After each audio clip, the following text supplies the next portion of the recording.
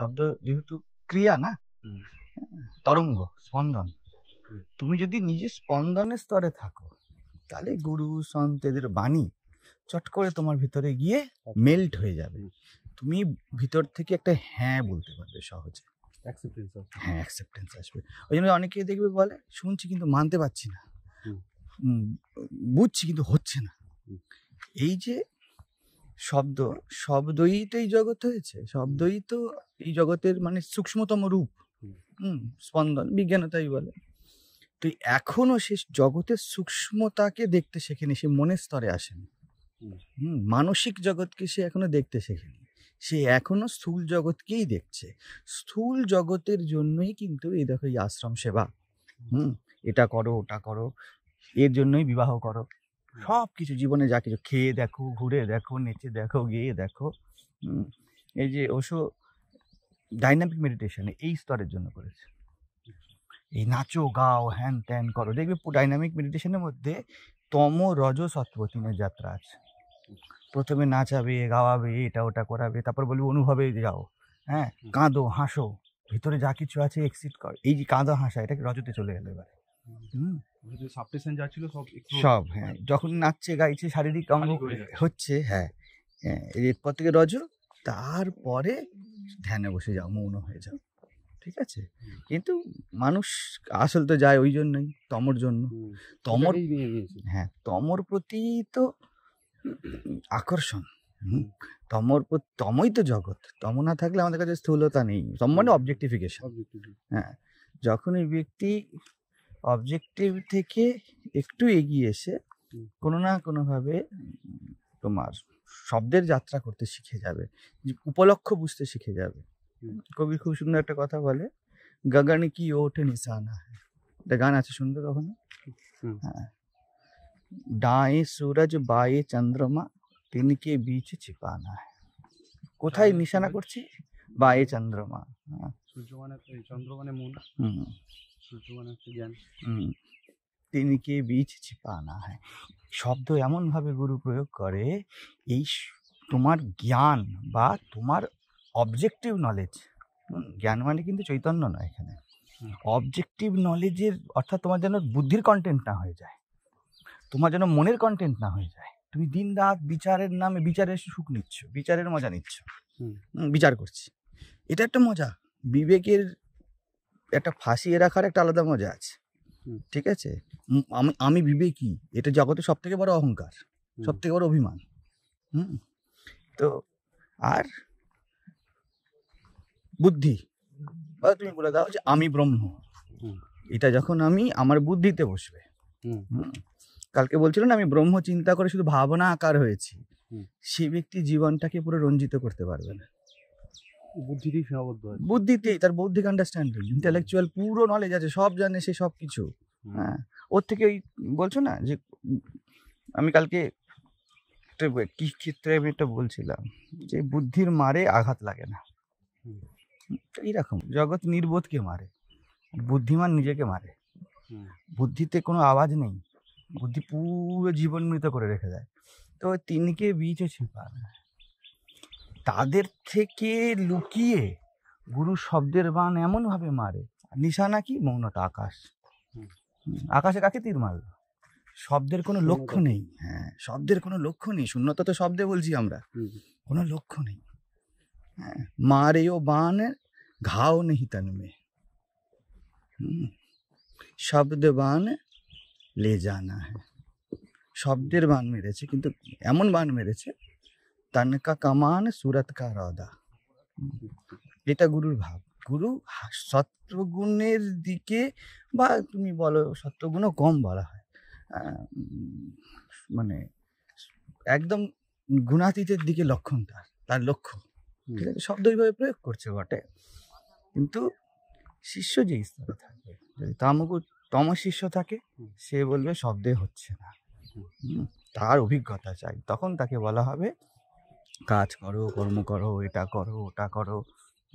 এই সব স্তরের জন্য এইসব পুনর্জন্ম কর্মফলের তত্ত্ব, ঠিক আছে। যে শব্দ বুঝে গেল, তার বাধা কি? বুদ্ধি। কেউ যদি অবজেক্টিভ শুধু বোঝে, তার বাধা এই পুরো জগৎ বাইরে। কেউ যদি শব্দ বোঝে তার বাজা তার বুদ্ধি, এই দুটো যদি কেউ কাটিয়ে নেয়, গুরুর শব্দের পিছনে লুকানো যদি মৌনতাকে কেউ শুনতে পেয়ে যায়, তাহলে কাজের কাজ হলো। সব গুরুই দেখবে ঘুরে ফিরে একই কথা বলতে থাকবে। একজন বলবে যে মহারাজ কি সুন্দর বললেন, বা গুরুজি কিতনা আচ্ছা বলে আপ। সব দেখবি সব সদ্গুরু বলবে আরে मेरे बोलने के पीछे जो सुंदर है उसको देखो। সবাই বললে কি খুব সুরতি শুনে নেবে, ওই বুদ্ধিতে আটকে যাবে। এরা এমন আওড়াবে, বলে কি বলেন মহারাজ, হ্যাঁ এত কম বয়সে কত ক্ল্যারিটি, হ্যান ত্যান এটা ওটা, কত লোকে কত রকম, যার কাছে যেমন গুরু সে তেমন বলতে শুরু করবে। এরা সব বুদ্ধিতে ফেসেছে। আমি বলছি না যে সুন্দর বলবে না, কিন্তু সুন্দর তো শিবকে এনে দেবে না। সুন্দর শব্দ যদি শিবকে না এনে দেয়, তাহলে এটা কিন্তু অনেকে বলে বটে, কিন্তু বেশিরভাগ ক্ষেত্রে আমার দেখা যে গুরু বেচারা কি করবে, কিচ্ছু করার নেই। শিষ্যকে যাত্রা করতে হবে, শিষ্যকে যাত্রা করতে হবে, এবং কোনো সদ্গুরুকে চুপ করে দাঁড়াতে হবে, বাচ্চাকে ছেড়ে দিতে হবে, যাও করো। ওই জন্য কখনো আমি বলি না, আমার ভাবো এটাই, কাউকে পর করতে নেই, পর করে দিলে বিপদ। দরজা বন্ধ করে দিলে তারা সুযোগ থাকে, সুযোগটাই বন্ধ হয়ে গেল। হ্যাঁ, এটাই আমার সব থেকে বেশি তো এখানে এটাই ভয় লাগে, যে যারা বসবে, জগৎকে তো নয় উপেক্ষা করে এসছে, তমকে নয় উপেক্ষা করে এসছে, ধরে নিলাম অ্যাজাম্পশন, কিন্তু রজকে বা নিজের মনকে উপেক্ষা করতে পারবে না, বুদ্ধিকে উপেক্ষা করতে পারবে না। বুদ্ধিকে উপেক্ষা করা অর্থাৎ নিজেকে উপেক্ষা করে দেওয়া। নিজেকে উপেক্ষা করলেই মাত্র গুরুকে শোনা যাবে, নাহলে শুনতে পাবে না। সবাই বলে বুদ্ধিগম্য করলেই ব্যাস হয়ে যাবে। এই তো দেখুন আমি যে ক্লাসগুলোতে বলছি, মানে নিতে ইচ্ছাই হয় না এখন আর, কারণ এই যে আমি নিজের বুদ্ধিকে বলছি যে আমাকে ক্লাস নিতে হবে, আমি নিতে পারি না। এখন কত শুনতে আমি সাবলীল, আমার খুব কষ্ট হয়ে যাচ্ছে, আমি আর বুঝতেই পারছি না। এবারে বললে এবার আমাকে বুদ্ধি দিয়ে কথা বলতে হবে। আর একটা হতে পারে যদি যেই ক্লাসে বা আমার সামনে যারা বসছে, তাদের মধ্যে একদম মানে কি বলবো প্রখর তৃষ্ণা, যেটা আমি বলি জিজ্ঞাসা, তখন ও স্পন্টেনিয়াস বলবে না। যদি অরিজিনাল তৃষ্ণা হয় তখন অ্যাড্রেস হয়, আর না হলে হবে, না হলেও হবে। কোনো তুমি যেটা বলছিলে যে উনি এমনি বলতে থাকেন, যদি এমনি বলতে হয় তাহলে নিজের যখন প্রভু আসবেন তখন বসতে হবে, যখন তখন, ওটাও হবে। এই আমার যখন তখন হচ্ছে, এখন দাঁড়িয়ে থাকতে হবে সবাইকে। উনি নিজে যখন খুশি, মানে ওনার যখন দেখছে ভাব আসছে বাস শুরু করে দিচ্ছে, এবং দেখতে পাচ্ছি গোটা রাত করে দিচ্ছে। ওইটাই তো ব্যাপার। এই দেখো খাবার টেবিল হবে না বলছে, হ্যাঁ খাবার টেবিল এরকমই হবে। বিষয় কি, তুমি এই যে দেখো, তুমি যদি শব্দ বোঝো, দুটোতে ভেদ হবে, ঠিক আছে? আমি কি বলছি দেখো, উপলক্ষ দেখো, ওই গাগন কি ওঠে নিশানা। হ্যাঁ, একজন বলছে আমাকে কিছু জিজ্ঞাসা করো না, শুধু শোনো, কিন্তু আমি যখন বলবো তখন শোনো, প্রভু যখন আসছেন তখন শোনো, ঠিক আছে? আরেকজন গুরু বলছে তুমি না ডাকলে প্রভু আসবে না, তোমরা ডাকো, আমি কিচ্ছু জানি না, তোমরা জিজ্ঞাসা করো। উপলক্ষ দুটোরই এক। হ্যাঁ, যখন প্রভু আসে তখন তুমি উপলব্ধ থাকো, যখন তখন তুমি রেডি থাকো। আর না হলে প্রভু আসবেন না, তুমি ভালো করে ডাকো, ডাকলে প্রভু আসবে। সেই জন্য জিজ্ঞাসা, এবার যদি এখানে কোনো নন সিকার জিজ্ঞাসা করে, উত্তর বেরোতে চায় না। তো কেউ প্রোগ্রেস করছে না, সে ধরো যারা এখানে আসছে প্রোগ্রেস করছে না, আমার আর উত্তর বেরোতে চায় না, প্রভু আসতে চান না, তো কি বলবো তাকে? বিষয় একই, জিজ্ঞাসা করা, জিজ্ঞাসা না করা। যখন মৌনতা কথা বলবে তখন দাঁড়িয়ে যেতে হবে, প্রভু কথা বলছে, এখন কথা বলছে, কোনো প্ল্যানিং নেই, ঠিক আছে? এই জন্যই সবসময় বলি রেকর্ড চলতে থাক। কখন প্রভু আসবেন, কারণ লোক কখন আসবে না আসবে, এখন যে আমি নিজেকে বলে দেবো অমুক তারিখে শিবির, এইবারে আমার আর প্রভু আসবেন না। প্রভু কারোর আজ্ঞায় চলেন না, না, এই দিন বসতে হবে সেজে গুজে, আর প্রভু আসেন না। সময় বাঁধা হয়ে গেল না। কালাতীতকে সময় কি করে বাঁধবে? ভাবাতীতকে তুমি এই সময় ভাব আসো বলে কি করে বাঁধবে?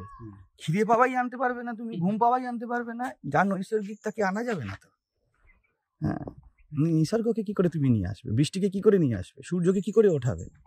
প্রভু তো এমন সহজ না, ওকে আনা যাবে না। তো সেই রকম যখন আসবে দাঁড়িয়ে যেতে হবে, আর না হলে প্রভু করুণাময়, প্রভু শুধুমাত্র নিজের মনমর্জি চলে, কিন্তু উনি তানা সাহা নয়, মানে উনি সেই কঠোর রাজা নয় যে নিজের ডিক্টেটরশিপ চালাবে। ঠিক আছে, হ্যাঁ, প্রভু বড় করুণাপ্রবণ। তুমি ডাকো, ডাকলে আসবে। তোমার যে স্তরেরই থাকুক, কারণ প্রভু তো কারোর আপন পর নয়, সে তোমার ডিপ্রেশনই হোক, তোমার আত্মজ্ঞানই হোক, তুমি যদি কেঁদে ডাকো, তিনি তোমার মতো হয়ে আসবে। ডিপ্রেশনের উত্তর ডিপ্রেশনের মতো থাকবে, স্বামী স্ত্রীর ঝামেলার উত্তর স্বামী স্ত্রীর মতো থাকবে, ছোট নয় বড় নয়। হ্যাঁ, কারণ প্রভু করুণাময়। তুমি দেখেছো তাকে, বাচ্চা ডেকেছে, বয়স্ক ডেকেছে, মা কি আলাদা আলাদা করে যাবে? একটা 20 বছরের ছেলে, একটা 5 বছরের ছেলে, দুটোই মায়ের কাছে তো সন্তান, তাহলে মা তো আসবেন। ডাকে যার মতো করে। এই 20 বছরের ছেলেকে বলবে যা তুই এটা ব্যাগটা এখানে রাখ, 5 বছরের বাচ্চাটাকে বলবে আচ্ছা বাবা কাঁদছো। এই দুটো উত্তরেই মা আছে। অনেকে মনে করবে কি এটা ছোট উত্তরটা বড় উত্তর। আমার কাছে পরিষ্কার কথা, উত্তরটা বড় সৎ হতে হবে। মাকে সন্তান হয়ে ডাকতে হবে, মা আসবে। কিন্তু ওই অভিনয় করলে হবে না যে এসেছি মন এক মুখ এক মোটিভ এক আর কোয়েশ্চেন এক, তখন আর আসতে চায় না। তখন এই যে আমি যখন ক্লাসে বা ইত্যাদিতে বসি, হ্যাঁ, যে শিক্ষারা প্রশ্ন করতে শুরু করে এবার কিছু চলে আসবে, আর আমি যখন তখন যদি ক্লাস হয় তখনও চলে আসবে। এক্ষুনি যদি আমাকে দাও অষ্টাবক্র গীতা, কালকে অষ্টাবক্র যা বলেছে আমি তার থেকে সম্পূর্ণ ভিন্ন কিছু বলবো। কিন্তু ওই যে বলে দিলাম অষ্টাবক্র, মাথায় টুপিটা লাগিয়ে গিয়ে বসছি, হতে আর চাইছে না, কিছুতে আর হতে চাইছে না। হবে ওই যে স্বতঃস্ফূর্ত ব্যাপারটা যে আসবে, এটাও নিয়ম নেই কোনো, আবার এসেও যেতে পারে, কোনো গ্যারান্টি নেই প্রভুর। প্রভু মানে বড় স্বতন্ত্র না। ভগবান কৃষ্ণকে দেখো না, তিনি এত মুক্ত, সারা গীতাতে শুধু সাজেশন দিয়ে গেলেন। আমাদের ভগবান এত মুক্ত, তুমি অন্যান্য গ্রন্থ দেখো, সেখানে অর্ডার করছেন, আদেশ দিচ্ছেন। আমাদের পরব্রহ্ম এতটাই মুক্ত যে মুক্ত থেকে তো মুক্তিই আসতে পারে, তার প্রত্যেকটা কথাই মুক্তি। অর্জুনকে কখনো বলে না অর্জুন তুই এ কর, তুমি এটা করো। বলছে দেখো আমার এটা মত, আমার এটা মত। কোনো ভগবান আছে পৃথিবীতে, কোনো ধর্মে যে এইভাবে কথা বলবে? আমার এটা মনে হয়েছে, আমার এটা অনুভব। এতখানি মুক্ত যে শিষ্যকে অনুভব করার জন্য স্বতন্ত্রতা দিচ্ছেন। আমার তো মনে হয় শ্রীমদ্ ভগবদ্গীতায় মানে কৃষ্ণের তুলনায় আমি অর্জুনকে বেশি বড় করে দেখি, মানে মাহাত্ম্য হিসাবে। যে অর্জুন যদি না থাকতো কৃষ্ণের মুখ দিয়ে কিছু বেরোতোই না। অর্জুনের স্তর যখন আছে, যেমন দ্বিতীয় চ্যাপ্টারে হায়েস্ট বলে দিল, সে নিতে পারছে না বলে আস্তে আস্তে নামছে, তার স্তর অনুযায়ী কৃষ্ণ আসছে। অর্জুনের জায়গায় জনক থাকলে তখন কৃষ্ণ আবার জনকের মতো। দুটোই পরিপূরক, দুটোই পরিপূরক। দেখো এই জায়গায় যদি গরম না হয় বৃষ্টি হবে না, আর যদি গরম, তুমি বলতেই পারো যে এখানকার যে হিট আছে সেটাই মেঘ নির্মাণ করছে। আর যদি এই জগতে মেঘ তত্ত্বই না থাকে, তখন কি হবে? শুকিয়ে যাবে পৃথিবী।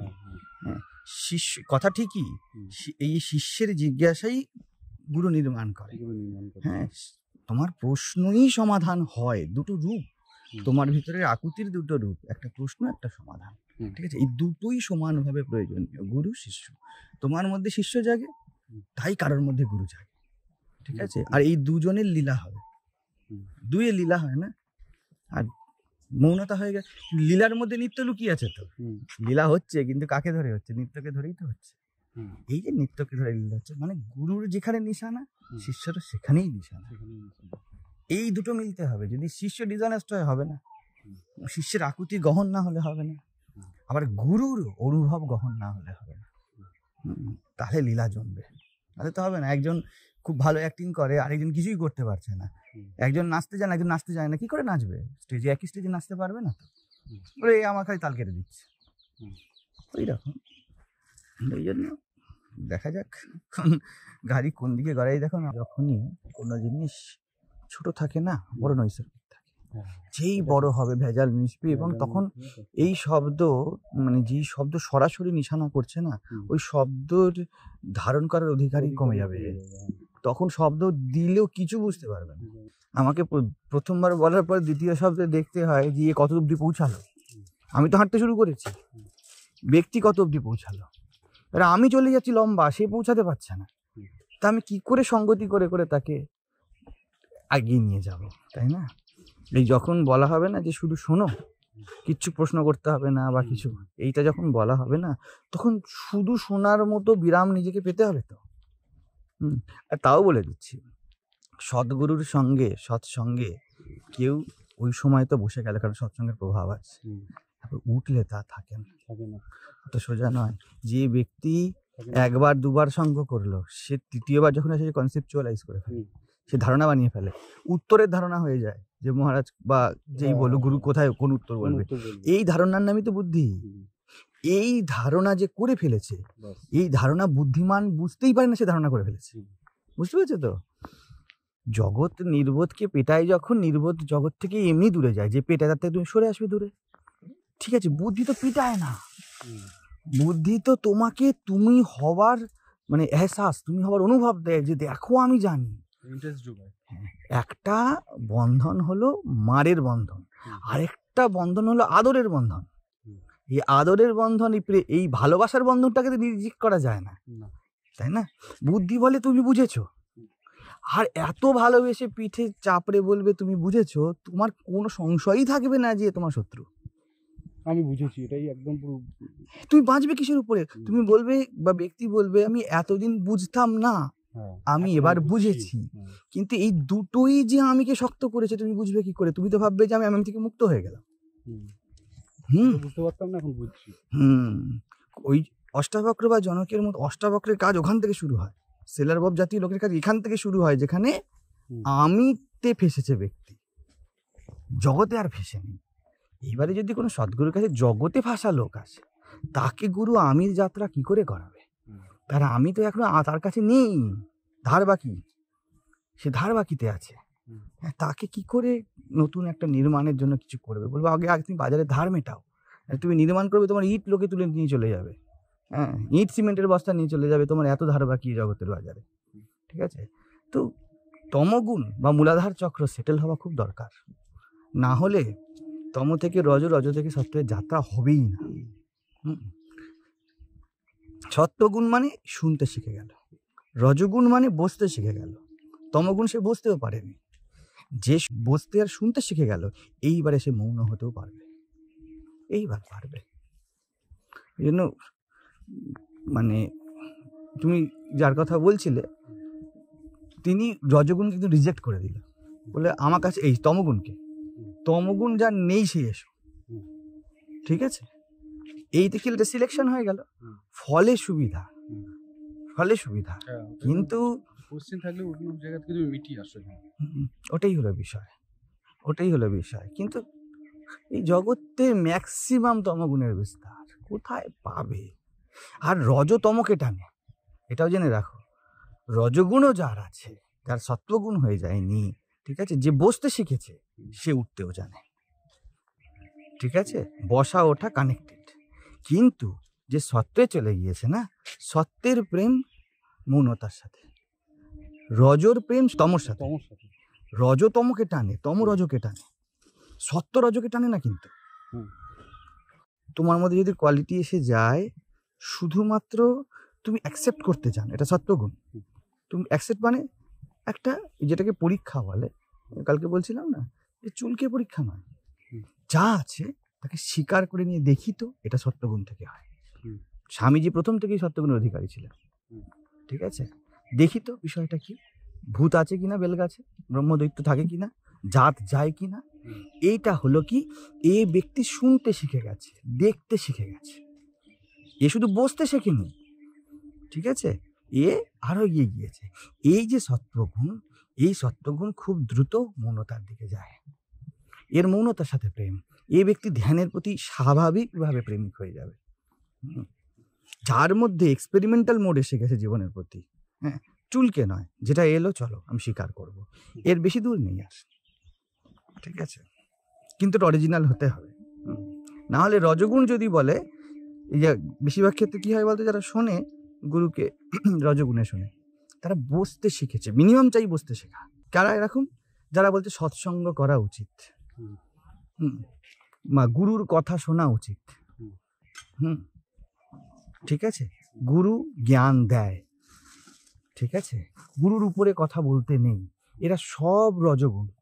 গুরুর আদেশ পালন করতে হয়। দেখো সবকিছু বোধ একটা করার গন্ধ আছে। ঠিক আছে, করা আর না করা, তমগুণ হলো না করা, কারণ তমগুণ জগতে সবকিছু খুঁজছে, তো তার নিজের না করা হয়ে যায়।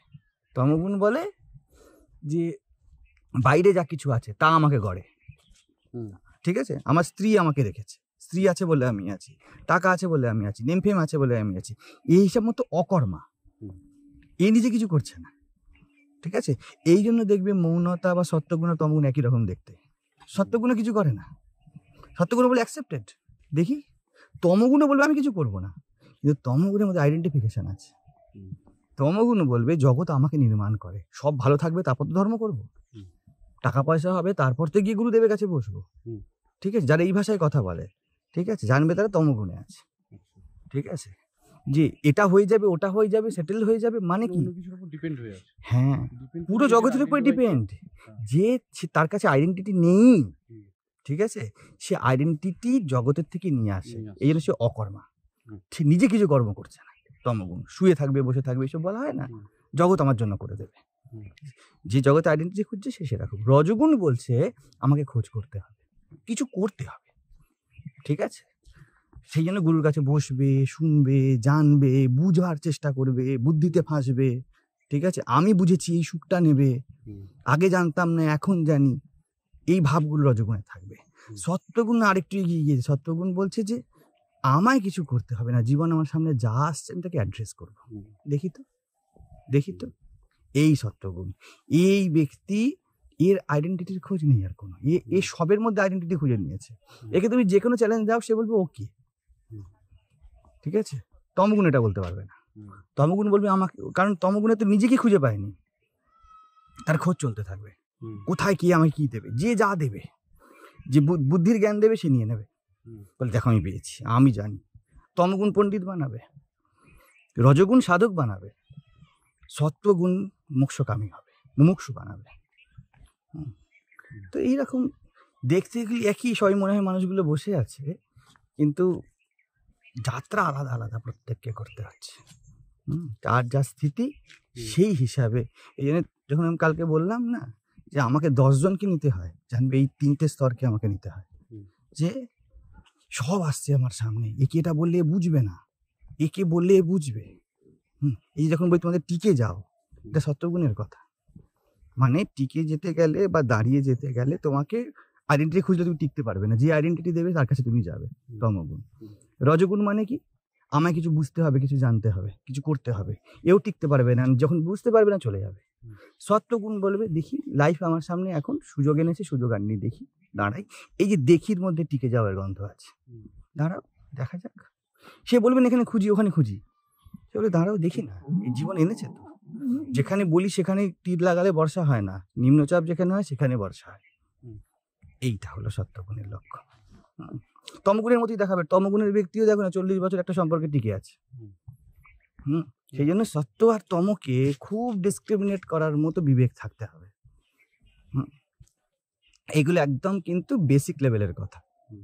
এই বেসিকগুলো প্রথমে খুব বুঝে নিজের স্থিতির সাথে সৎ হয়ে সেটেল করে নিতে হয়। যদি কেউ তুমি ধরো ভাবছো আমি তমগুণে আছি, তুমি আইডেন্টিটি খুঁজছো না, সৎভাবে আইডেন্টিটি খোঁজো, স্ত্রীর জন্য করো, টাকা রোজগারের জন্য পড়াশোনা করো, ভুল হবে না।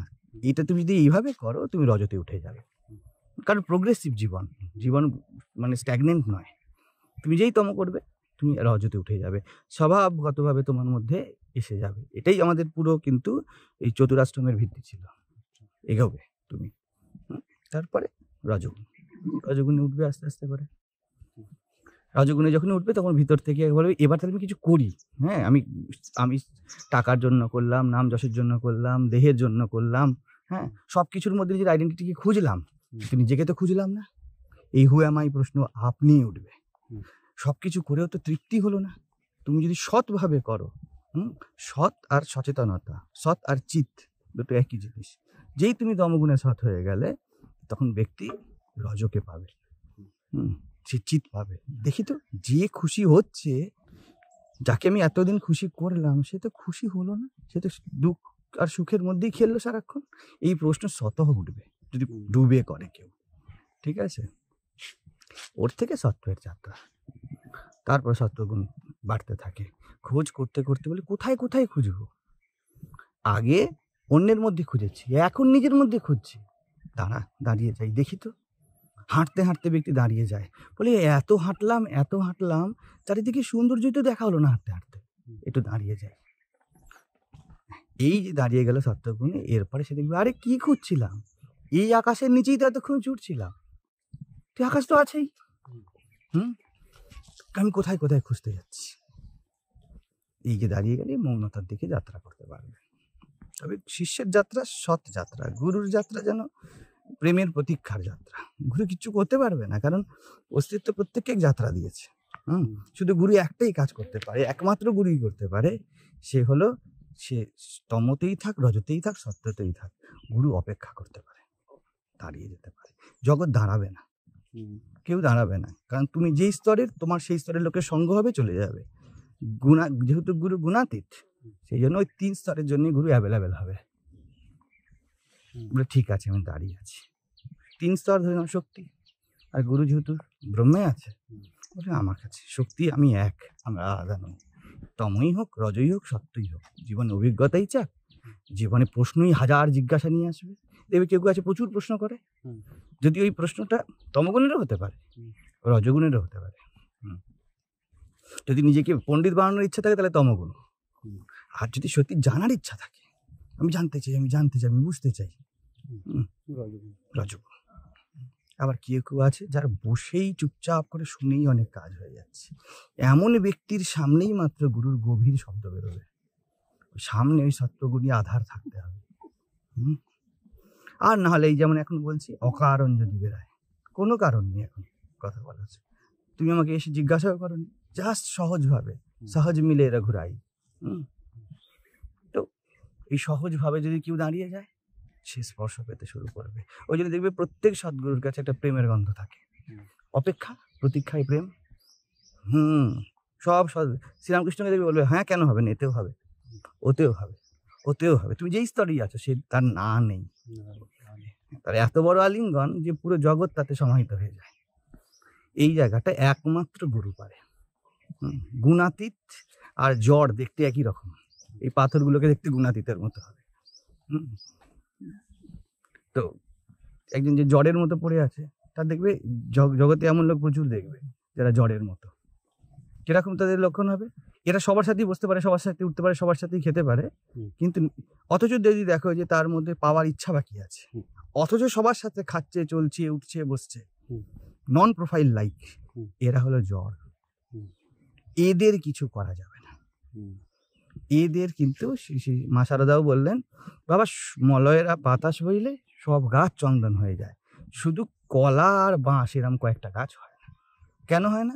কলার মধ্যে তো কাষ্ঠ তত্ত্ব নেই, কলা গাছে ওর মধ্যে তো উড নেই, তাহলে চন্দনটা করবে কাকে? মলয়ের বাতাস, ঠিক আছে?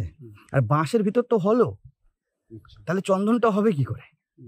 সেই জন্যই 2-1টা জিনিসের হয় না। যারা এরকম নন সেনসিটিভ, তাদেরকেই শাস্ত্র অসুর বলেছে, এদের জন্য বিনাশী শ্রেয়। এরা থেকে গেলে এদেরও কষ্ট, কারণ এরা সারাক্ষণ ইনসিকিউরিটি ভোগ করবে, আর সারাক্ষণ মানে সব থেকে বড় সমাজের ক্ষতি এদের বেশি। এদের থাকলে এদেরকে দেখে জ্ঞানীর মতো বোধ হবে, দে আর নট সেন্সিটিভ, ঠিক আছে? মনে হবে সেন্সিটিভ প্রচন্ড। প্রেম অনেক বড় কথা, হ্যাঁ, এদের কিচ্ছু এসে যায় না, এ নন সেন্সিটিভ টাইপের। তো এরকম যদি হয়ে যায়, তখন এদের না থাকাই ভালো জগতে, তখন এদের সংহার করতে হয়। যে এরা থাকলে এই যে 3টে স্তরে যারা যাত্রা করছে, এটা ঘোরতম তমগুণ, ঘোরতম গুণ।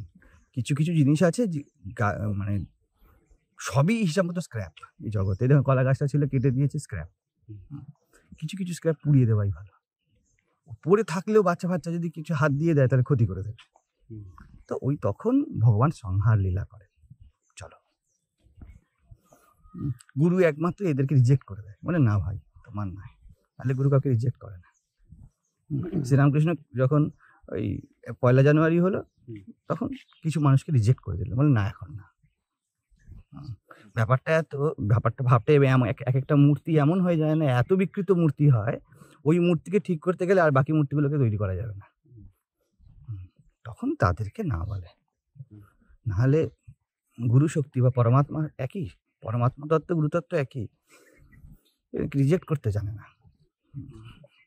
এটাও রিজেকশন নয়, একটা বিষ বৃক্ষ, এটা স্কুলে লাগানো আছে, ওই বিষ বৃক্ষটাকে কেটে ফেলা বহু প্রাণকে সম্মান করা, না রাখা যাবে না।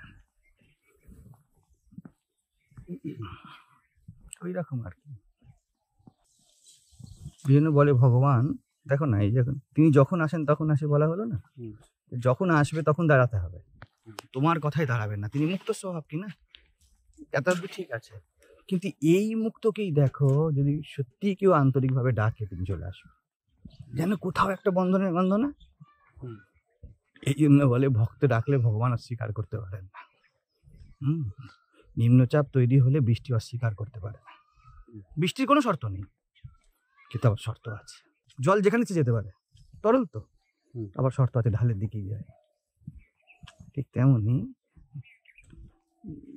মানে গুরুর কোনো তত্ত্ব নেই যে তোমাকে বা কাউকে সে কম বলবে বা বেশি বলবে, কিন্তু যেখানে যেই মুহূর্তে জিজ্ঞাসা ঘনীভূত হবে, গুরু সেখানে আবির্ভূত হয়ে যাবে, এই শর্ত আছে।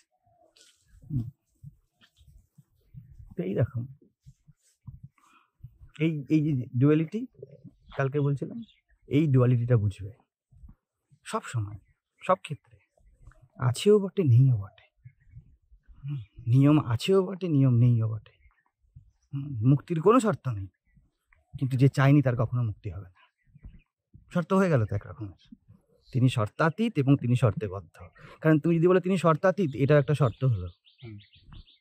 কিছু করে তাকে পাওয়া যায় না, এটাও কিছু করা হলো, এটা তার সূত্র আবিষ্কার হয়ে গেল। সেই জন্য কালকে জনক বলল যে সাধন করেছে বা না সাধন করেছে, দুজনেই পেতে পারে, দুজনেও না পেতে পারে। কেউ সহজভাবে তাকে পেয়ে গিয়েছে, আর কেউ অনেক খেটে পেয়েছে। ঠিক আছে, দুজনেই সহজভাবে পেয়েছে, কেউ খেটে সহজ হয়েছে, কেউ সহজভাবে সহজ হয়েছে। সহজ মিলে এরা ঘুরাই সহজ পাবে, কিন্তু তোমার সহজ হবার যাত্রা কেমন হবে এটার কোনো রূপরেখা হবে না। এই জন্য তুমি বলছিলে না, তুমি যদি ধরে নাও যে মুজির মতোই তোমার হবে, নাও হতে পারে, তোমাকে তোমার যাত্রা আবিষ্কার করতে হবে। হতেও পারে, আবার হতেও পারে, নাও হতে পারে। ওই জন্য বেসিক অনেস্টি, বেসিক অনেস্টি। বিষয় তো মাঝে একটু বিড়ির দোকান করে হয়ে গিয়েছে, তাই না?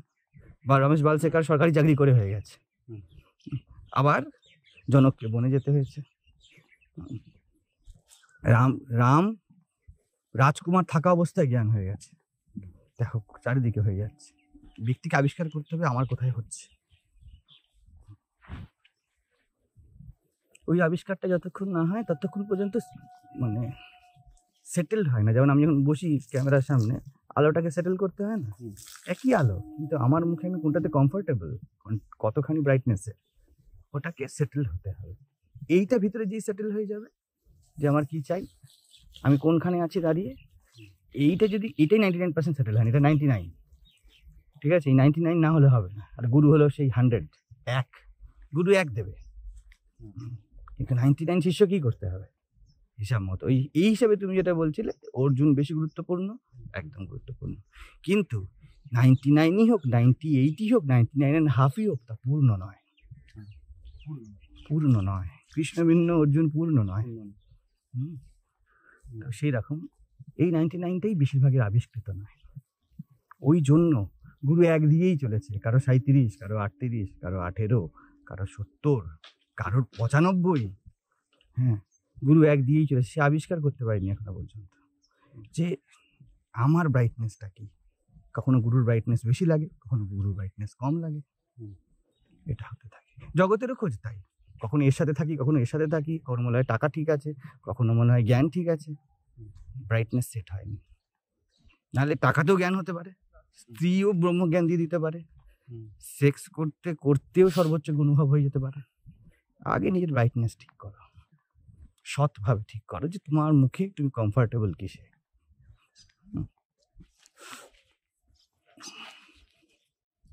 ওটা হয়ে গেলে কাজ শেষ।